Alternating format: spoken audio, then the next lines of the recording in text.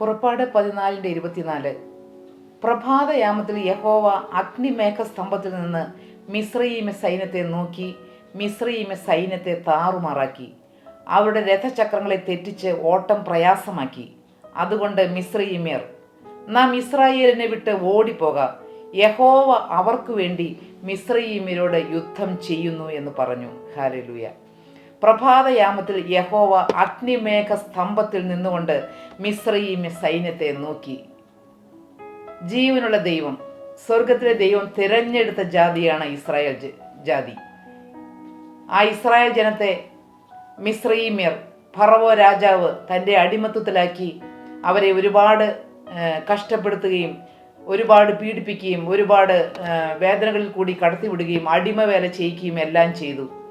എന്നാൽ ദൈവം തൻ്റെ ദാസനായ മോശയിൽ കൂടി 10 ബാധകളെ അയച്ച് തൻ്റെ ബലമുള്ള ഭുജം കൊണ്ട്, നീട്ടിയ ഭുജത്താൽ, ബലമുള്ള കരത്താൽ ആ ഇസ്രായേൽ ജനത്തെ മിസ്രയീമ്യ ഫറവോന്റെ അടിമത്തത്തിൽ നിന്നും വിടുവിച്ച് ചെങ്കടൽ കരയിലേക്ക് കൊണ്ടുവരികയാണ്. അക്കരെ നാട്ടിലേക്ക്, കനാൻ ദേശത്തേക്ക് പോകുവാൻ വേണ്ടി ഇസ്രായേൽ ജനത്തെ പുറപ്പെടുവിച്ച് യാത്ര പോരുമ്പോൾ അത് ഇസ്രായേൽ ജനം യുദ്ധസന്നദ്ധരായി യാത്ര ചെയ്തു എന്നാണ് വായിക്കുന്നത്. ഇസ്രായേൽ ജനം ഫറവോന്റെ കൽപ്പനയെല്ലാം വാങ്ങി അവിടെ നിന്ന് പുറപ്പെട്ടു. എന്നാൽ ചെങ്കടലിന്റെ അരികിൽ കുറച്ചു പുറകിലായി ഒരു സ്ഥലത്ത് അവർ പാളയം ഇറങ്ങി. പീഹഹീരോത്തിന് അരികെ അവർ പാളയം ഇറങ്ങിയിരിക്കുമ്പോൾ ഫറവോന് മനസ്സിലായി, ഇസ്രായേൽ ജനം ഇപ്പോൾ പോയാൽ തനിക്ക് അവരെ എന്നേക്കുമായി നഷ്ടപ്പെട്ടു പോകും. അതുകൊണ്ട് എങ്ങനെയും അവരെ പിന്തുടർന്ന് തിരികെ പിടിക്കണമെന്നുള്ളതായ ആഗ്രഹത്തോടുകൂടി ഫറവോനും സൈന്യവും അവരെ പിന്തുടരുകയാണ്.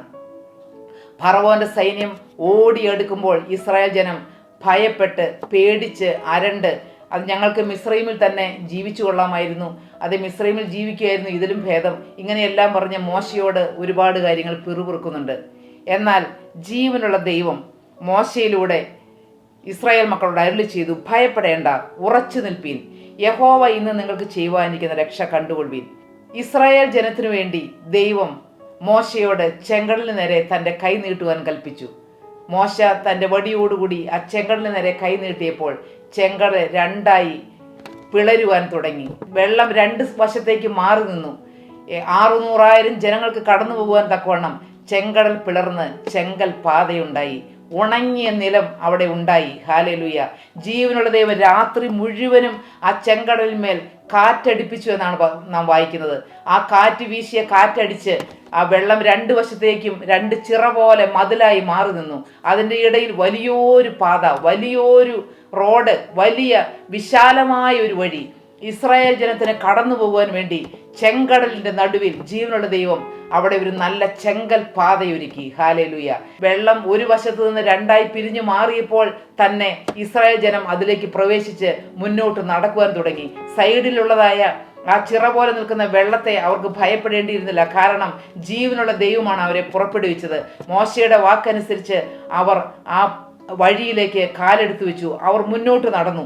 എന്നാൽ ഇവർ പോകുന്നത് കണ്ട് മിസ്രയീമ്യരും അതേ പാതയിലൂടെ, അതേ വഴിയിലൂടെ, ദൈവജനത്തിനു വേണ്ടി ദൈവം ഒരുക്കിയതായ വഴിയിലൂടെ ദൈവജനത്തെ പിന്തുടരുവാൻ മിസ്രയീമ്യർ, ശത്രുജനം, അവരുടെ പിന്നാലെ ഓടിയെത്തുവാൻ തുടങ്ങി. എന്നാൽ നാം വായിക്കുന്നുണ്ട്, കടലിന്റെ നടുവിലേക്ക് പ്രഭാതയാമത്തിൽ യഹോവ അഗ്നിമേഘ സ്തംഭത്തിൽ നിന്നുകൊണ്ട് മിസ്രയീമ്യ സൈന്യത്തെ നോക്കി. പ്രഭാതയാമം രാവിലെ 3 മണി മുതൽ 6 മണി വരെയുള്ള സമയത്തെയാണ് പ്രഭാതയാമം എന്ന് പറയുന്നത്. അതിരാവിലെ സമയം. രാത്രി മുഴുവനും കാറ്റടിപ്പിച്ച് ചെങ്കടലിനെ 2ആയി വിഭാഗിച്ച ദൈവം ആ ഉണങ്ങിയ ഉവർ നിലത്തുകൂടി ഇസ്രായേൽ ജനം മുന്നോട്ട് പോകുമ്പോൾ അതിൻ്റെ പിന്നാലെ ഇറങ്ങിയതായ മിസ്രയീമ്യർ, അത് ദൈവജനത്തിനു വേണ്ടി ഒരുക്കിയിട്ടുള്ളതായ, ദൈവം തൻ്റെ മക്കൾക്ക് വേണ്ടി ഒരുക്കിയതായ പാത ശത്രു സൈന്യങ്ങൾക്ക് പോകുവാനുള്ള വഴിയല്ല. ദൈവം തൻ്റെ മക്കൾക്ക് വേണ്ടി, കർത്താവിന് വേണ്ടി ജീവിതം വേർതിരിച്ച ഒരു ദൈവ പൈതന് വേണ്ടി സ്വർഗത്തിലെ ജീവനുള്ള ദൈവം മനോഹരമായ വഴിയൊരുക്കുമ്പോൾ, പുതുപാത ഒരുക്കുമ്പോൾ, ചെങ്കടലിന്റെ നടുവിൽ ചെങ്കൽ പാത തീർക്കുമ്പോൾ അതിൽ കൂടി ശത്രു സൈന്യത്തിന് മുന്നോട്ട് പോകാമെന്ന് വിചാരിച്ചാൽ അത് സാധ്യമാകുകയില്ല. വെറുതെയുള്ളതായ ഒരു വ്യാമോഹമായിരുന്നു ഫറവോൻ്റേത്. ഫറവോനും സൈന്യവും ആ പാതയിൽ കൂടി മുന്നോട്ട് പോയി ഇസ്രായേൽ ജനത്തെ പിടികൂടാമെന്നാണ് വിചാരിച്ചത്. ആ മോഹത്തോടുകൂടി അവർ ആ കടലിന്റെ നടുവിലേക്ക് തങ്ങളുടെ രഥങ്ങളുമായി ഇറങ്ങിച്ചെന്നു. എന്നാൽ പ്രഭാതയാമത്തിൽ ആ രാവിലെ സമയം രാത്രി മുഴുവനും കാറ്റടിപ്പിച്ച് ആ കടലിനെ രണ്ടാക്കി പിളർത്തി ഉവർനിലമാക്കിയ ജീവനുള്ള ദൈവം പ്രഭാതയാമത്തിൽ രാവിലെ സമയം ആ മേഘസ്തംഭത്തിൽ നിന്നുകൊണ്ട് മിസ്രയീമ്യ സൈന്യത്തെ ഉറ്റുനോക്കി. ജീവനുള്ള ദൈവത്തിന് നോട്ടത്തിന് മുൻപിൽ മിസ്രയീമ്യ സൈന്യത്തിന് നിൽക്കുവാൻ കഴിഞ്ഞില്ല. അവരുടെ രഥചക്രങ്ങളെ തെറ്റിച്ച് ഓട്ടം പ്രയാസമാക്കി. ഹല്ലേലൂയ. അതെ, ദൈവജനത്തിന് പോകുവാൻ ആ ചെങ്കടലിന്റെ നടുവിലുള്ളതായ വഴി ഉണങ്ങിയ നിലമായിരുന്നു. അവരുടെ രഥങ്ങൾക്ക് പോകുവാനോ അവരുടെ കുതിരകൾക്ക് പോകുവാനോ അവർക്ക് 600,000 ജനത്തിന് നടന്നു പോകുവാനോ ആ വഴിയിൽ കുഴഞ്ഞ ചെളി ഉണ്ടായിരുന്നില്ല. അവിടെ വിഷമസന്ധികൾ ഉണ്ടായിരുന്നില്ല. പ്രയാസമേറിയ ഘട്ടങ്ങൾ ഉണ്ടായിരുന്നില്ല. അവർ സുഗമമായി കടന്നുപോയി. ദൈവജനത്തിന് വേണ്ടി ദൈവം ഒരുക്കുന്നതായ പാത, അതെ, ചെങ്കടലിന്റെ നടുവിൽ കൂടി ഒരുക്കിയതായ, പ്രതികൂലത്തിന് നടുവിൽ കൂടി ഒരുക്കിയതായ വഴി, അത് ഏറ്റവും മനോഹരമായ വഴിയായിരുന്നു. എന്നാൽ അതേ വഴിയിലേക്ക് ശത്രു സൈന്യം കാലെടുത്തു വെച്ചപ്പോൾ ശത്രുവിന്റെ രഥചക്രങ്ങൾ അവിടെ ചെങ്കടലിന്റെ അടിയിലുള്ളതായ ചെളിയിലെല്ലാം പുതഞ്ഞിട്ട് അവരുടെ രഥചക്രങ്ങളെ തെറ്റിച്ച് ഓട്ടം പ്രയാസമാക്കി. അവർക്ക് ആ വഴിയിൽ കൂടി ഓടുവാൻ പ്രയാസമായി പോയി. ഹല്ലേലൂയ.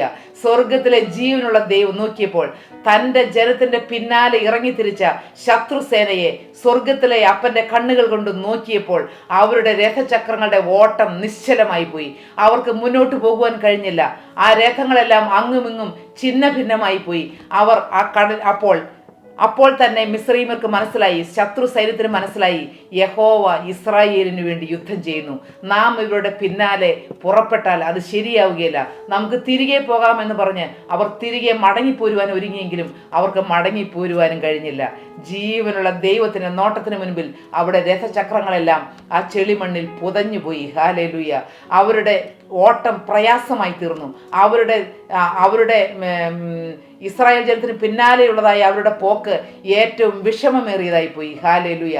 അതെ, ദൈവ പൈതലേ, നിന്റെ പിന്നാലെ കടന്നു വരുന്നതായ പ്രതികൂലങ്ങൾ, നിന്നെ തോൽപ്പിക്കുവാൻ ശത്രു ഒരുക്കുന്നതായ കെണികൾ, നിനക്ക് വേണ്ടി ശത്രു ഒരുക്കുന്നതായ ചതിക്കുഴികൾ, അതെ, അത് ദൈവജനത്തിന് വേണ്ടി ഒരുക്കുന്നതായ പാതയിൽ കൂടി ഒരിക്കലും ദുഷ്ടനായ പിശാചിനെ കടന്നു വരുവാൻ കഴിയുകയില്ല. ദൈവ പൈതലിന് വേണ്ടി ദൈവം ഒരുക്കിയതായ പാത, ചെങ്കടലിന്റെ നടുവിൽ കൂടി പ്രതികൂലങ്ങളുടെ ഇടയിൽ കൂടി ദൈവജനത്തിന് കടന്നു പോകുവാൻ ജീവനുള്ള ദൈവം ഒരുക്കിയതായ പാതയിൽ കൂടി ശത്രുവായ പൈശാചിന് ഒരിക്കലും കടന്നു വരുവാൻ കഴിയുകയില്ല. യഹോവ അവർക്ക് വേണ്ടി യുദ്ധം ചെയ്യുന്നു. ഹല്ലേലൂയ.